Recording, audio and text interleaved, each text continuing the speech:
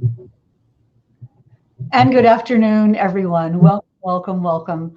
I am Hank Phillippi Ryan, and we are live here on A Mighty Mystery on A Mighty Blaze. And we are so pleased that you are here with us today, as we always are every Tuesday. I know what day this is, at 4 p.m. Eastern. I know it all runs together, all the days run together. And today we are here to celebrate Megan Abbott. I know I can do this in her gorgeous new book, The Turnout. Look at that cover. And we will be talking about that today. Welcome, Megan. We are so pleased to see you today.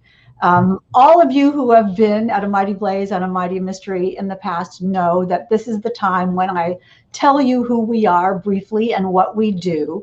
A Mighty Blaze is a group of 37 or so volunteers and was started more than a year ago at the beginning of the pandemic by the crazy, wonderful powerhouse team of Jenna Blum and Caroline Levitt to keep our community of readers and writers together, to keep us learning about books and talking about books and staying together through that terrible time. And it has grown to this astonishing sort of writerly network of shows here on Facebook and here on YouTube that just with readers and writers and books and poetry and everything writerly and everything literary.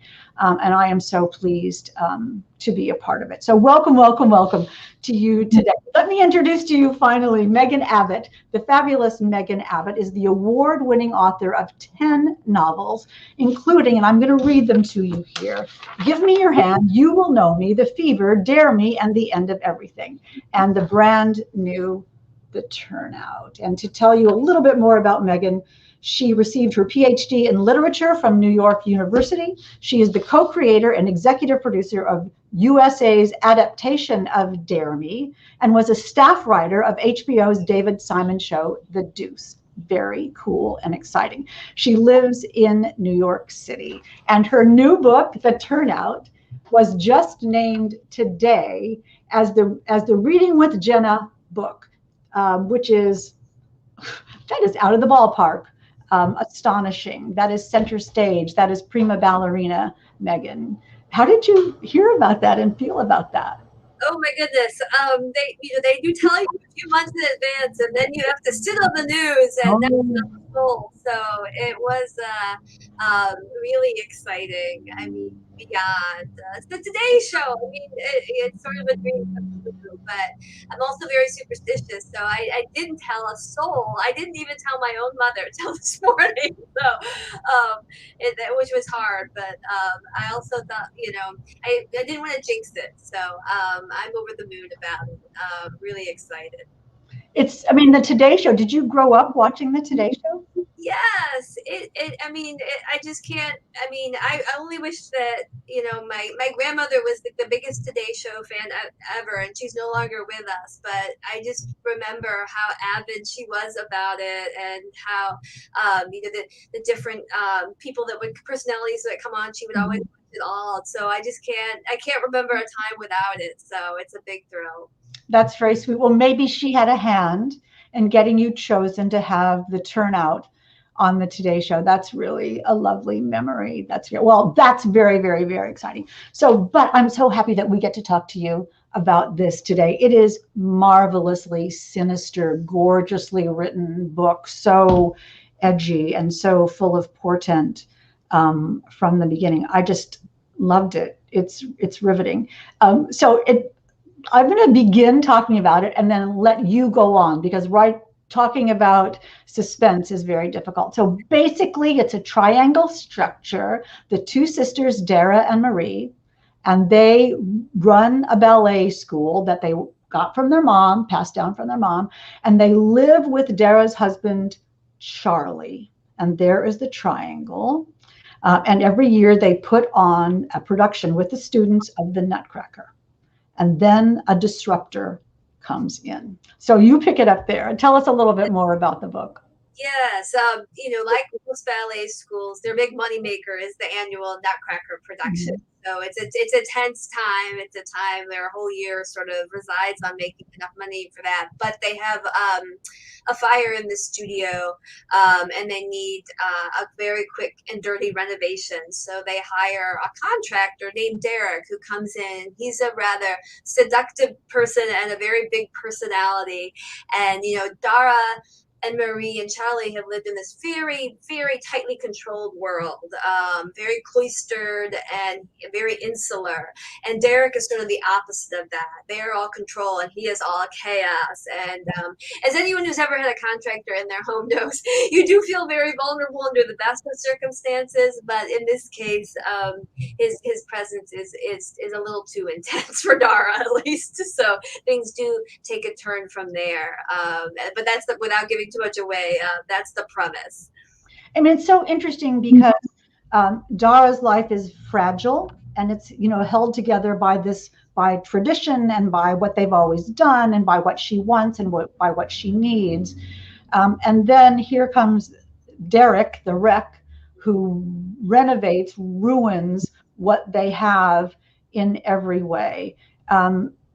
Was it chilling to write him? I mean, his dialogue is so double entendre and so sinister. Yeah, no, of course, as you know, Hank, these are the best characters to write. They're the most fun. He's sort of a very opposite of me person. He's very extroverted and flamboyant and confident in himself, and a kind of swagger to him.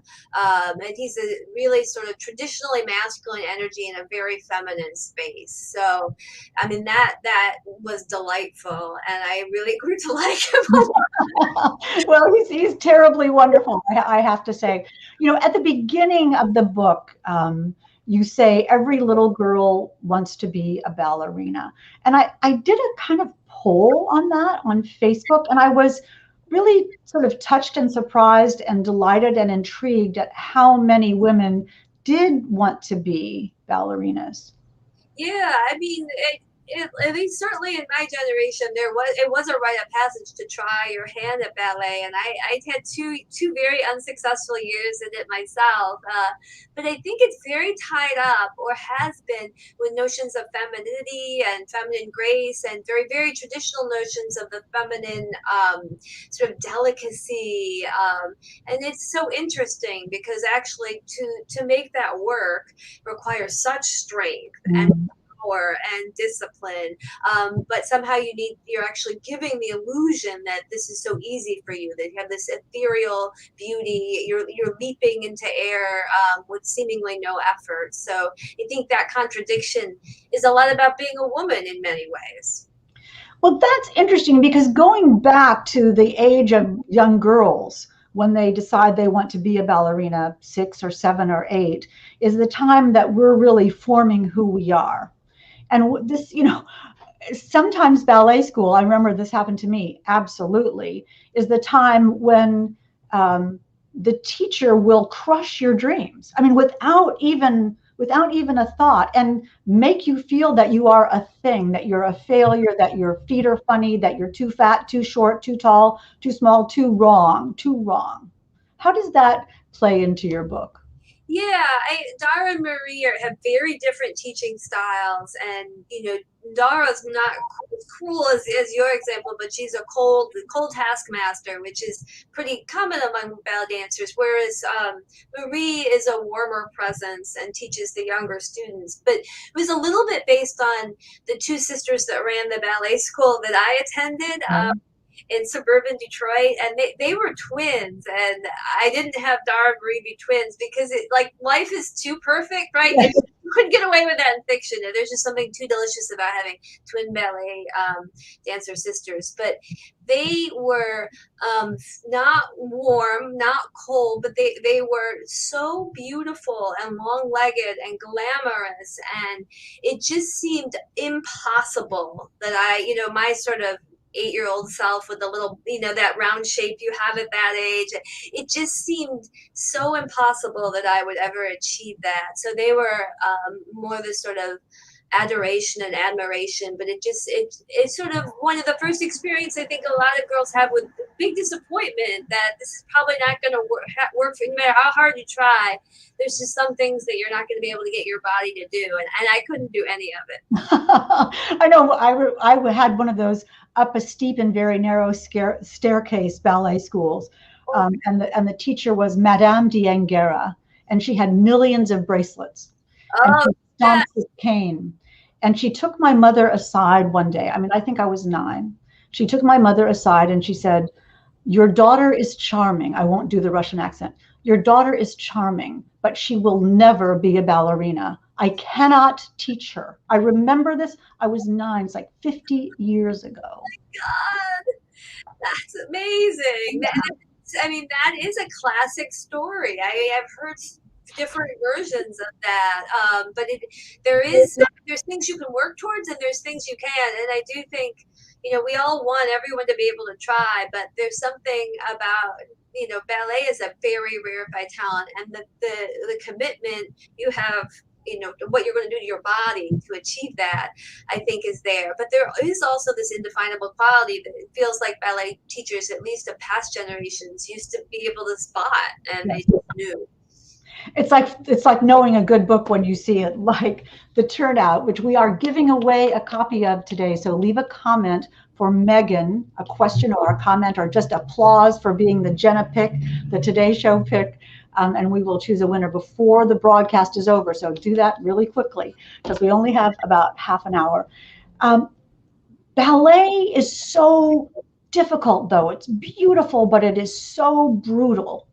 Talk a little, why do women put themselves through that? And what did you learn in your research about ballet that people who just see the floating, Odette Odile or Giselle would never know? Yeah, I mean, that was really what drew me to write about, is having seen ballet so much through my life and read memoirs by former dancers. It's just I came to find something very beautiful in the way they would push their body past seemingly the limits that the body can take, even at a very young age, actually achieving the turnout, and how hard that can be, and how you're really retraining your body and your muscles, and this sort of pride that dancers take in their injuries or their feet, which there's sort of fascinating, I think, to all the rest of us, how their feet, when they take those point shoes off and you see the toll that dancing takes on their feet. I found there was something really beautiful in it, that they were doing this for their art, and they believed in it, and something rather intoxicating about that for me, and that there was a different kind of beauty there, that yes, it's so beautiful to see them from a distance and seeing the Swan Lake, and everything is lovely, but there's something so beautiful, I think, about those sort of tortured feet and what they're willing to do for their art and for their genius. I mean, it is interesting because you are so wonderful, and the turnout is exactly an example of it. You are so wonderful at plumbing this sort of dark side of beauty. That beauty isn't easy, and that people who want to succeed at a thing that's difficult have to really sacrifice for it, and the sacrifice is kind of fuel for them. Yes, yes. In some ways, I was watching one when I was. I think I saw it before I started working on the book, but I rewatched it. There's a wonderful documentary about the dancer Wendy Whelan, who's a very famous New York City ballet dancer, and this is about her. Sort of being forced to retire, and then having all these sort of physical issues she had to deal with, and surgery, and it's a wonderful documentary. But she says at one point, when she's sort of preparing for surgery, that she says, and she's a very like straight arrow, she's not a person who puts on airs, but she said, "I will die if I can't dance anymore," and she says it straight faced. She says it like deadpan, and you believe her when she says it. And there's something in that I find so compelling. And we of course reap the rewards. We see it's just like with Simone Biles this past week with the Olympics. We never think about the toll, and we so enjoy the result. And when you really break it down, it's it does take an immense physical and emotional toll. And there's one could say this is not good for anybody who should be doing it, but I don't know. I think if it's in you, it's all about creating boundaries for yourself. But I think for some dancers, especially in past generations, it was all or nothing. And it has to be in ballet. I just want you to see, I want you to look at these comments when we're finished, because the adulation and the acclaim and the applause and the love is just really pouring through. And Nita Sanders-Lebeau is saying, Megan, your books always captivate me, and that it's a passion. And happy Pub Day, which we all wish you. So one of the metaphors, one of the demonstrations of the brutality of ballet that you describe so beautifully in the Turnout is how they get their point shoes ready. And I had no idea about that. You won't give anything away if you tell us a little bit about that and why you wrote it that way. Yeah, I really became fascinated with the preparation of the point shoes. And if you go on YouTube, you will see thousands of videos of dancers with their particular way that they will break down the shoe. So the shoes come and they're beautiful. I mean, there's lots of videos of these wonderful Italian factories making these exquisite point shoes, and the dancers get them and they take a hammer out, or they take they have a razor. They're doing all these things to get it to work to their feet and to dance on that stage and to not slip, because they could actually break their neck if they slip. So they have different ways of and they're all very, very wedded to their way of doing it. Some would never use a hammer on a point shoe. Some of them put it in a door. What they're trying to get is more flexibility. So their feet are actually the one that is sort of in charge there. But they're very wedded to it, and that intensity, it's almost religious. It's like they're sort of telling you their private religious practice. And that became huge for me. And I watched endless numbers of those videos and trying to concoct, because one early scene in the book is Marie getting her shoes ready. She doesn't even need to, of course, because she's a teacher, so she doesn't even need to put on those shoes. But for her, it's a really important act, and it was really fun to decide how Marie would do it. And I knew she would use a hammer, so she does. I mean, but it is interesting to think that what they're doing, is making the shoes be their feet. Making their feet be the shoes. So it's all just one gorgeous thing. Have you ever been on point? Have you ever tried it?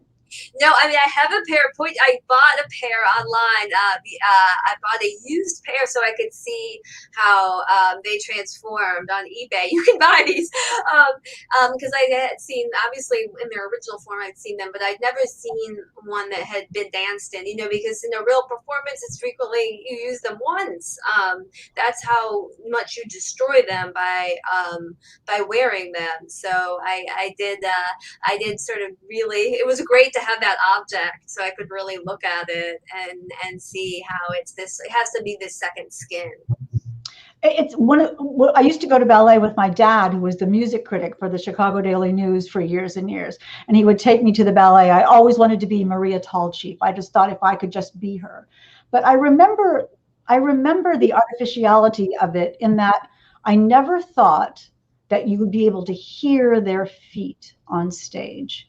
And it was strange to me because it seemed so ethereal and magical when actually their feet make a noise. The whole artificiality of ballet and creating your presence in that. Is it a fantasy world that you are sort of revealing the underpinnings of?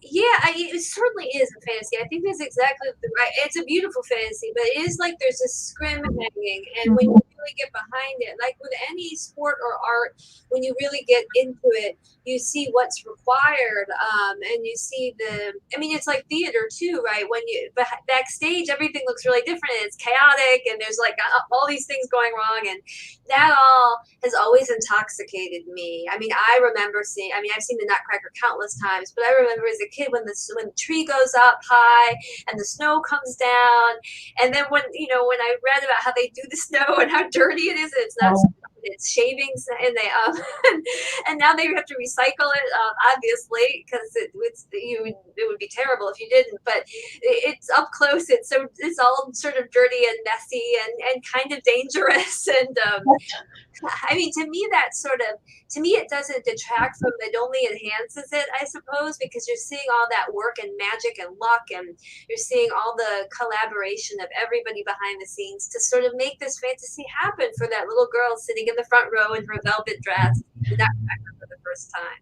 and Carolyn was just saying that her grandmother took her to see the Boston Ballet of the Nutcracker every year, and it is a ritual for families. And one of the things that you plumb so beautifully is that the importance of the Nutcracker and also the legacy of the moms taking their little girls and introducing them to this. Tell me a little bit about that. Yeah, I was really surprised, having seen the Nutcracker so many times, that I had never read the original story it's based on, which is a E.T.A. Hoffman story. He's a writer who sort of writes dark sort of fairy tales, that I've always liked. And when you look at it, it's a little clearer in the original, but it really is about a young girl entering womanhood. It's a metaphor for womanhood, and it there's something that makes so much sense about that when you think about how important the Nutcracker is as this often mother-daughter ritual, and it's so beautiful in the ballet, and it's been turned into this holiday event.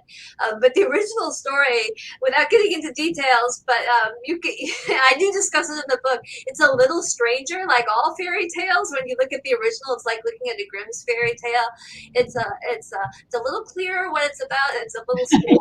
So I did kind of love that, like a lot of things for kids, because kids are fascinated by darkness or the things that parents are keeping from them.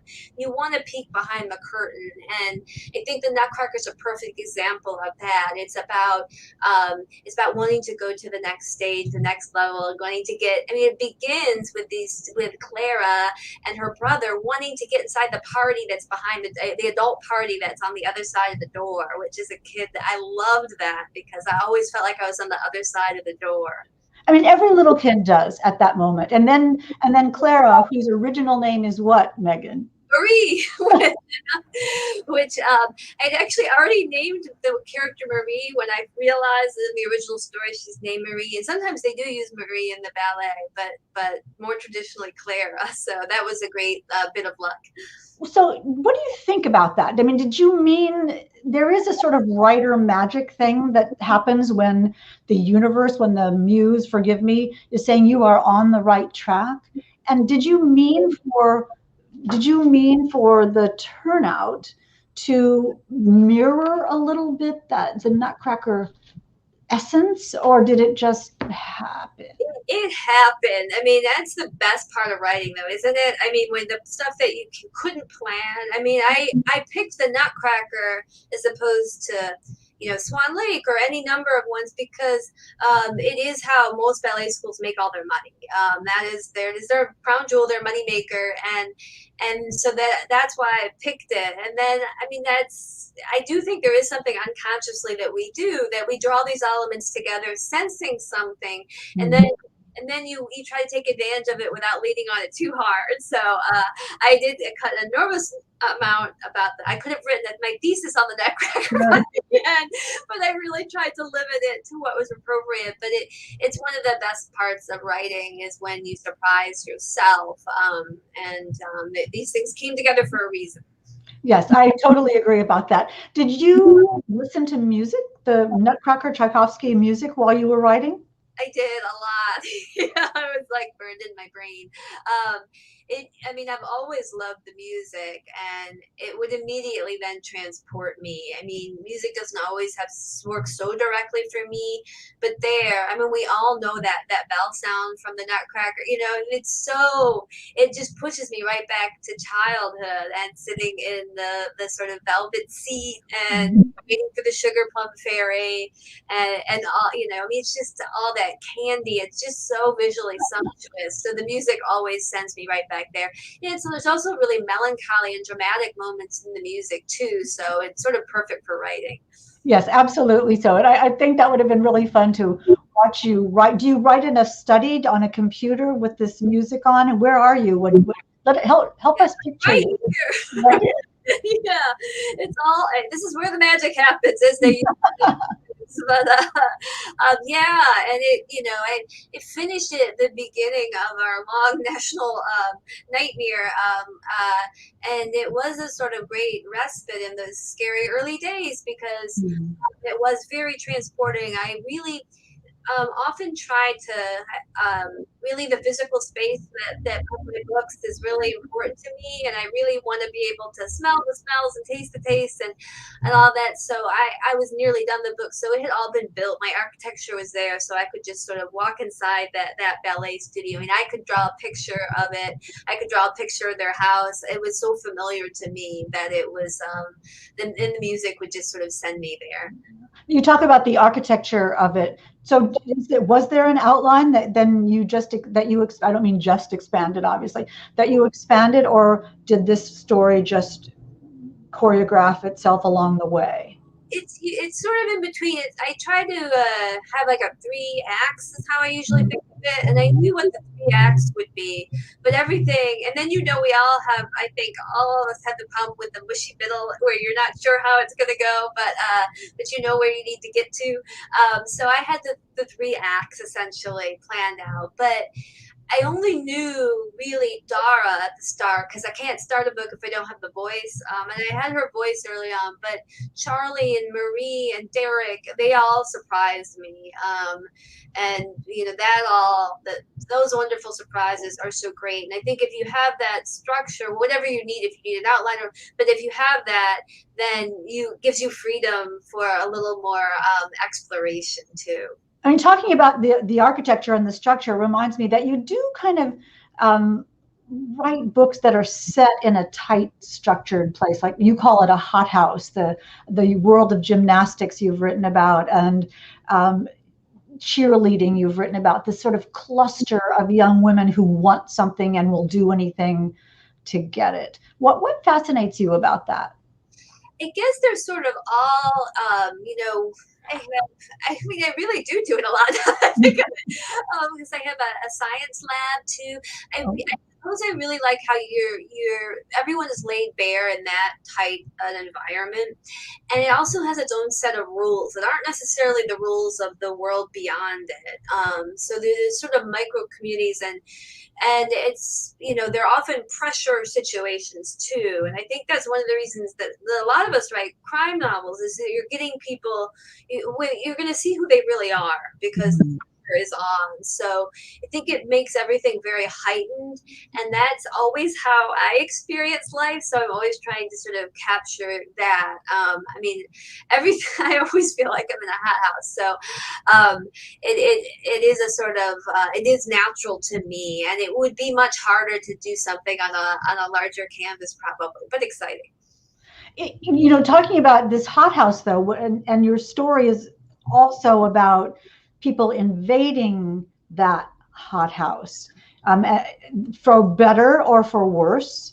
And you talk about the special value of men in ballet, about how having a good boy is so important. Was that fun to write too? Talk about that essence of your book. Yes, it really was obvious. I mean, for obvious reasons, right? It's like girls are socialized more to like ballet, and boys, unfortunately, are often socialized to feel bad about wanting to dance. And there's last 2 years, there's been controversies about that. They're sort of steered away from it and into sports. And so when there's a boy who's a dancer, he is special and must be tended to. And so, so many ballets are actually built around a female character. But the young man is critical and a more valuable commodity because he's hard to find, and that was so interesting. And Charlie, Dara's husband, was that boy, and was her mother's sort of protege. So he once had this very special role, and this is not a spoiler, from early on, he was injured and can't dance anymore. And so it was really interesting to me to explore how hard that can be for a person that you have this special place, you're sort of the king of the castle, and then it's taken from you because your body won't do it anymore. Which is so chilling. I just got goosebumps actually when you said it. But in whatever real life is, in ballet, let's say, in ballet, the men support the women. The men are the structure of the woman. The woman can't be lifted without someone to lift them. And then in real life, in this book at least, it's the opposite. Yeah. No, that's very true. That's yes. I mean, these are some strong women. Book, strong in ways that they wouldn't have even guessed. And that's probably the most common thing across my books, is I am fascinated where their strength comes from, especially under pressure and under fire. And female resilience is so interesting. It's not always pretty, and sometimes it's messy, and sometimes it makes characters quote unquote unlikable, but I think it's so admirable, and I'm always dazzled by it. But the men are not as strong in this book, even when they think they are. Yeah, which is wonderful, which is one of the wonderful things about it. The turnout, we're talking about the turnout, and we only have about 5 more minutes for you to enter the giveaway, you all. So a comment or a question from Megan, and we'll get to your questions in a couple of minutes. I love the title so much, Megan, because I want you to talk about the ballet term, but also it's about how things turn out in people's lives, and people who are turned away from a place they are or a thing that they want. Was this always the title? And tell what it means in ballet. Yeah, it was not the title until very late in the process, but it's essentially that 180 degree that dancers have, where from their hips to their feet. I mean, we think of it just as their feet, but for that to work, for them to do all those beautiful moves we see, they need to, from the hips to the toes, be completely turned out. And that requires a lot of effort, a lot of stretching and muscle training. And it's a really critical moment. And if you do it too young, it's bad, but you also should do it when you're not too old. It's much easier at a certain age, and all of that was fascinating to me. And I can't believe I didn't think of it as a title until very late. But my editor and I came to it.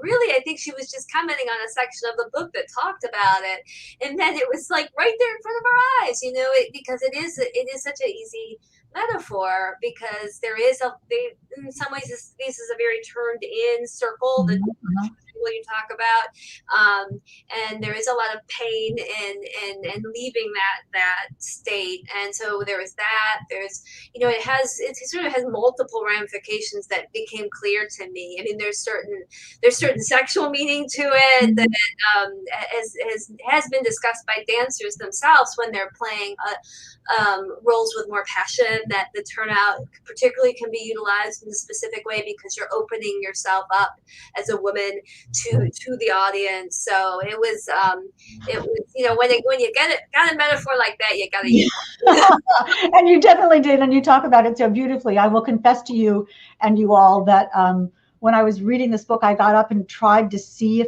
how far I could do it, and I think I got about 45 degrees, from the 180. So it's a very difficult thing, and I almost said plumb those depths, but I would never say that in an interview like this.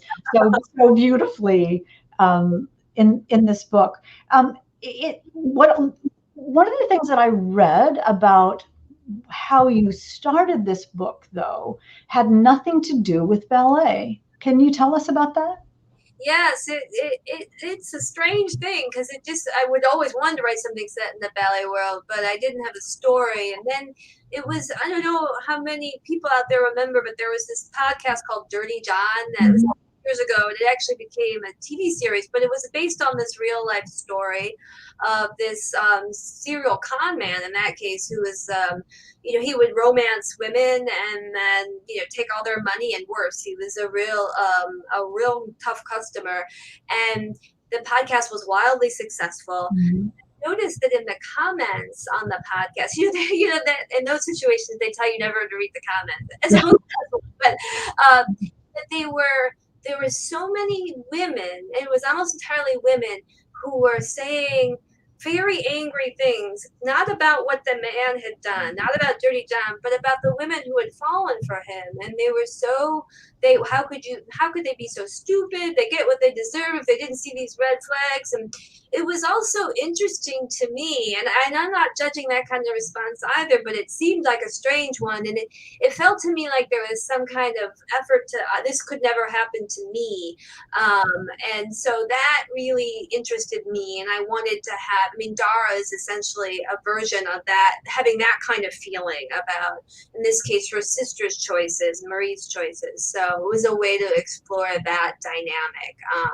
And so, yeah, it's like the most unlikely inspiration to find its way into a ballet book, but Dirty John is in there somewhere. You feel it. I've heard the podcast and I've seen the TV show, and when I read that that's what the inspiration-ish kind of thing was, I thought, oh, I see that, having read the book. But what I'd love to know is the moment when you put ballet and Dirty John together. What do you remember that? Don't remember it specifically. It really was finding the sisters. Once I was I really started writing the sisters in their childhood, and very little of that there's a lot more that was in the book, but I was sort of finding it's just the sisters who are that close and who actually share the same. They're both dancers, the intensity of that and what the intricacies of their dynamic. And that sort of led to thinking about how hard, female friends can be on one another in this regard, but particularly sisters, because you were raised in the same hothouse. Which is the beginning of all the Megan books, of all the wonderful Megan books. I heard you earlier in the interview talk about being superstitious. Are you really superstitious? Yes, deeply. It's embarrassing. It is maybe one of the only thing I have in common with dancers and athletes is being superstitious, but I really am. I'm like a person who knocks wood and doesn't step on it cracks. And it's, I don't know. I do think writers are particularly, how they're like, I have to write in a certain space. I have to have this near me, or if things are going well, it's because of this. And I have quite a number of superstitions behind writing. They shift, but when things are going well, I always think it's definitely this pen. I'm sitting here nodding, thinking, well, that doesn't sound like superstition to me. That just sounds logical. Exactly. Of course. Before we go, I do want to ask you about two more things, and one of them is your television writing. So the turnout is going to be, talk about that a little bit. Yeah, it's going to be a limited series. I've written the pilot now, and we've attached a director that I can't name, and we're really excited. But that was a fun thing to work on during quarantine and imagine it as a limited series. So that was really great and really strange to immediately. I just finished the book when we sold it, and so I immediately had to start to think about it differently, which was ultimately great fun, but it did take some time. Writing a screenplay for the book is sort of like choreographing the book, I was just thinking. Yeah, and you really have to strip it down to its essence, and then you're so much in Dara's head in the book, and how do you convey that visually and dramatically, and all of that, and what are the things that you can do in TV that you can't? It take me 3 pages in the book to talk about the magic of the Nutcracker, and in like 10 seconds, on TV, you could have all the elements in place, and you had the enchantment like that. So it was fun to think about that. And another of your books, Dare Me, is about to be released. Is on TV? It's on Netflix now. You can stream it tonight, so it's available. So that is a good that's a good instruction for all of us tonight, is to go buy the turnout at Murder by the Book or your favorite bookstore. Leave a comment for Megan in order to win a copy of the book, and then run out and watch Dare Me tonight, and you can have Happy Megan Abbott Day all together. Let me ask you, Mark, our producer is in the back watching for your questions, and I want to make sure that anyone who asks a question gets to have Megan hear it. Christina is saying, is there a particular micro community that you are interested in writing about in the future? Ooh, that's a good question. Yes, I mean, there are a few. I mean, we were talking about one before we went live, which is I am interested in the dressage community and horse girls, and I'm fascinated by that, and also swimming. There's a lot of those that I'm interested in, and there's going to be ones that I haven't even thought of yet. That I mean, it is so interesting as someone who's such a failed athlete in every way, just keeps writing about sports. But I am particularly fascinated by that, but also willing to take suggestions for a micro community. Might recommend. That's a good idea. You know, one of the things I'm, just as a side note, one of the things I'm fascinated with in watching the women swimming in the Olympics is how genuinely appreciative they are of each other. When someone else wins, they're not annoyed. You can sort of see in their faces, or maybe I'm making this up, that they honestly sort of admire that someone got to their goal, that someone did something that they wanted. Yes, that's a beautiful thing, isn't it? And it has been wonderful during the Olympics to see some of that and to see support for one another, which doesn't always happen. That's good to see. Exactly. I see Sarah McCoy is in the chat. Sarah, it's good to see you. It's nice to see some friends scrolling by. Oh my goodness, this is full of friends. And Sarah, the wonderful Sarah, says, this book is glorious, mysterious, and beautiful, terrifying, and enlightening. And Jenna Bush Hager could not have picked a better August read than The Turnout. And we are so honored, Megan, to have you here today. Thank you so much for taking the time on your big pub day. Oh, here's one more question. How does your writing come to you? Oh, says Leslie, do you actually hear your characters, or are they totally your creation? You develop them as you go. They are my creation, but I do hear them. It's weird. I mean, I don't think that they exist. You know, I'm not that far, but I can't really get going on a book until I can hear the character. If it's first person, obviously, but this is not first person, but it's all Dara's point of view. And I couldn't start until I heard her. But they do change, and they surprise. I mean, Dara surprised me many times through the book. Both I have to have it before I go in, but they will also surprise me too.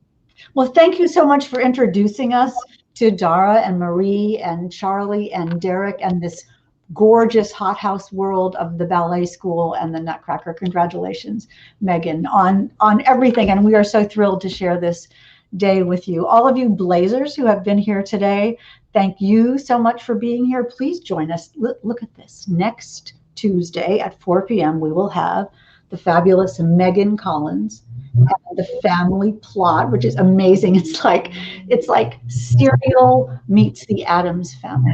Oh my God! Very gothic-y and wonderful and dark and twisty, just like The Turnout. Megan, thank you so much for being here today, and thank you all for joining us. And we will see you next time on A Mighty Mystery.